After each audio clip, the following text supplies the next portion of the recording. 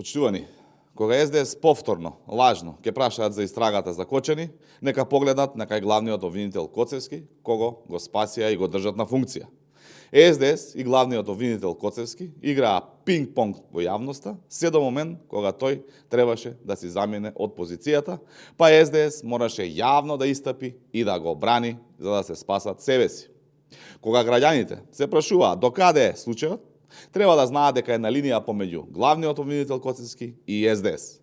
Вторите лажно го напаѓаа првиот за да создадат привид во јавноста о операција која не им успеа затоа што мораа да го бранат во собрание, да не останат без него.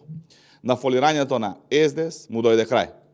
Не додржаа ниту еден месец, па СДС мораше да се соголи и да покаже дека ќе направат се само главниот обвинител Љупчо Коцевски да остане на позиција. Сега е многу очигледно и зошто СДС држеше пресови за Кочани, каде со лажно душегрижништво го напаѓаше ВМРО ДПМН, а всушност договорени со нивниот обвинител Коцевски сака да креираат хаос. Сите обиди за хаос и сценарија на СДС се изјаловија. Секој може да види каде е вистината, а таа е дека СДС го спаси главниот обвинител Коцевски, кој има задача да ги спасува нив од одговорност, но и да им креира наративи за политички пресконференции, како во случајот со Кочани. Ви благодарам, доколку имате прашања, повелете. Зоран Боветинов, Македонска телевизија. Господин Петрушевски, водите на локалните избори со поддршка на ЗНАМ и на Вреди.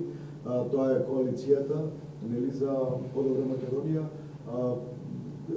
Вреди излегува со многу министри од владата како кандидати на локалните избори во одредени места. Што ќе значи тоа и за владата, и за коалицијата, и дали сакат да настапат, тајде да го речеме со политичка терминологија, со тешка артилерија? Ние настапуваме со нашата коалиција на овие избори. Во делот на владината коалиција со ЗНАМ и со Вреди сме во разговори за меѓусебна поддршка. Она кое што тие го прават сепак е нивно легитимно политичко право и ќе треба да се обратите кај нив. Меѓутоа, она кое што за нас е битно е дека ваквото кандидирање на владини функционери на локалните избори нема да предизвика застој во работата во ниту еден од секторите во владата, што за нас е многу важно, затоа што испразнетите функции ќе ги пополниме веднаш по изборите на есен, меѓутоа дополнително сите овие именувани лица имаат своји заменици, како не би имало застој или неизвршување на обврските. И едно дополнително прашање.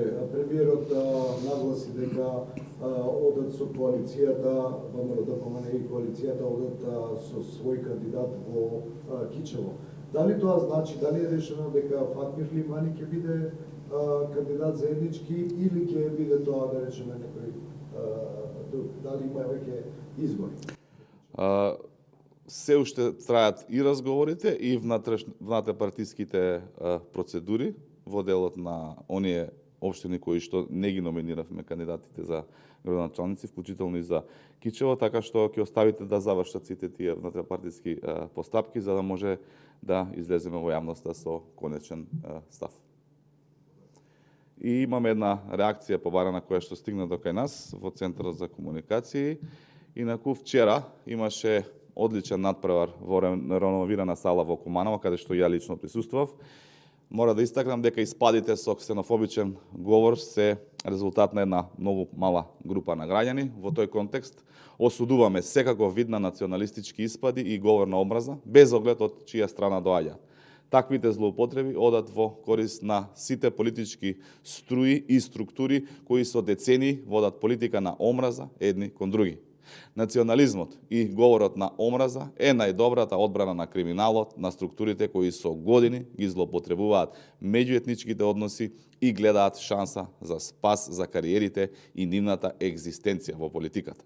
Нашата цел е да се обединиме за напредокот и заедничката иднина на Македонија.